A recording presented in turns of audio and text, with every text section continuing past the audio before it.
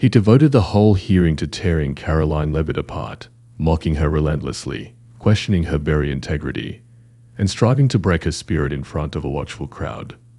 But just as he neared the end of his tirade, federal agents entered the room and secured him in handcuffs. Karoline Leavitt stepped out of a sleek black Ford Explorer onto the slushy curb of Chestnut Street in Manchester, New Hampshire, where the biting cold stung her cheeks. She didn't falter.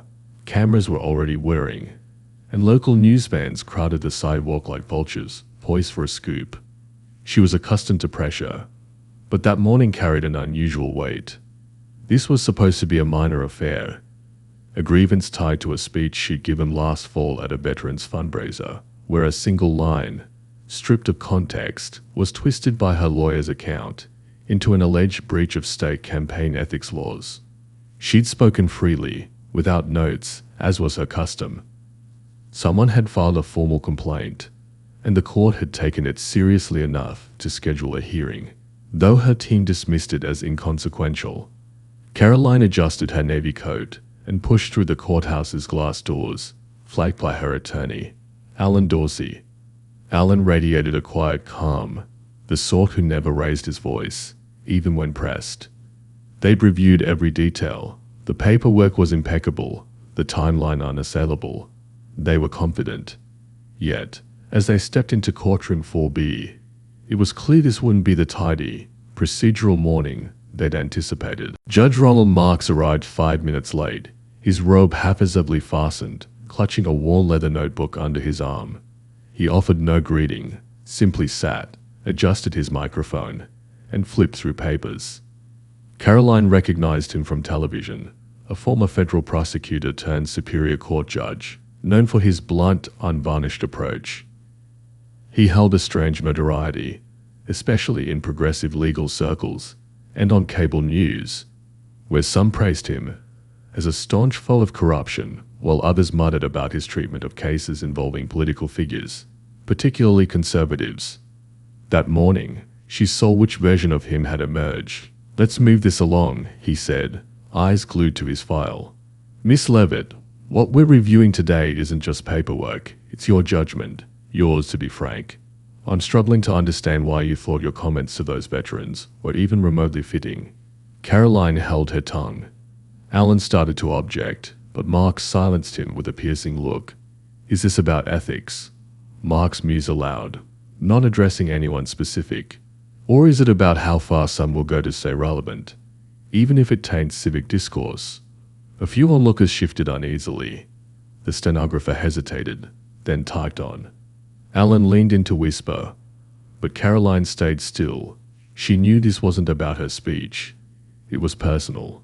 Marks raised his voice just enough for the media to catch it. "Your generation thinks politics is a performance, that volume equals veracity. I'm not impressed, and I'm even less impressed by your swift rise to fame." The courtroom became a stage. No legal cadence, no structure, just one man on a mission. Karoline finally spoke. "Your Honor, are we discussing the complaint, or are you publicly assessing my career?" Mark smirked, leaning back.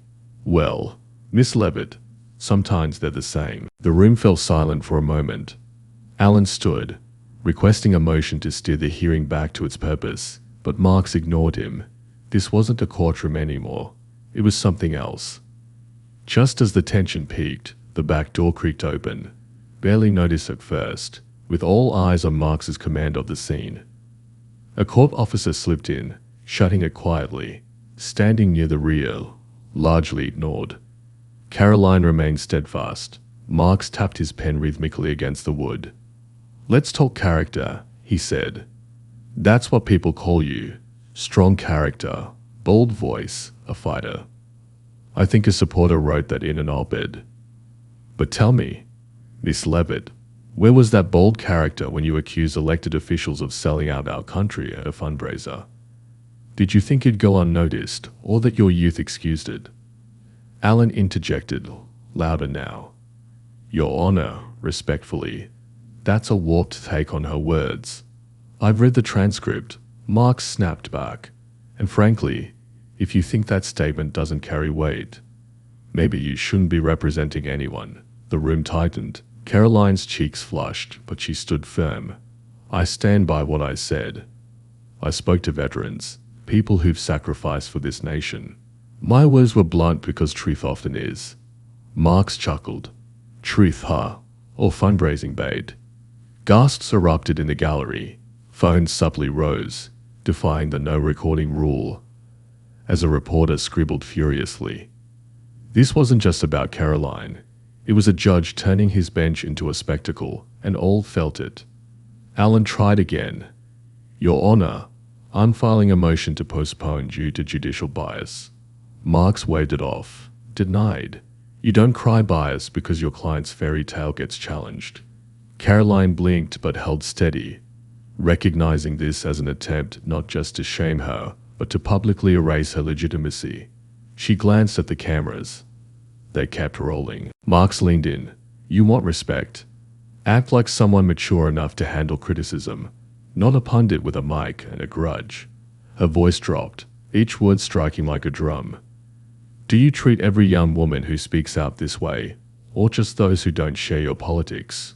Marks paused, eyes narrowing, not in thought, but calculation, as if surprised by her defiance. I judge people by their actions and words, he retorted. You thrive on confrontation. Don't be shocked when it finds you.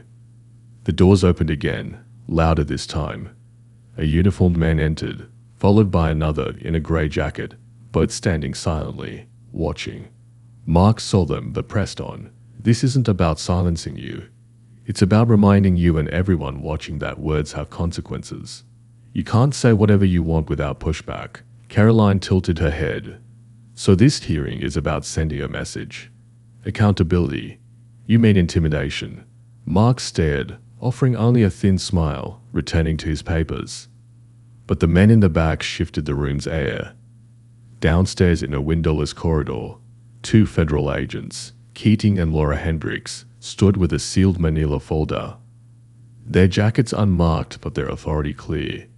Keating checked his watch. They said wait for the signal. Laura nodded, focused on the folder.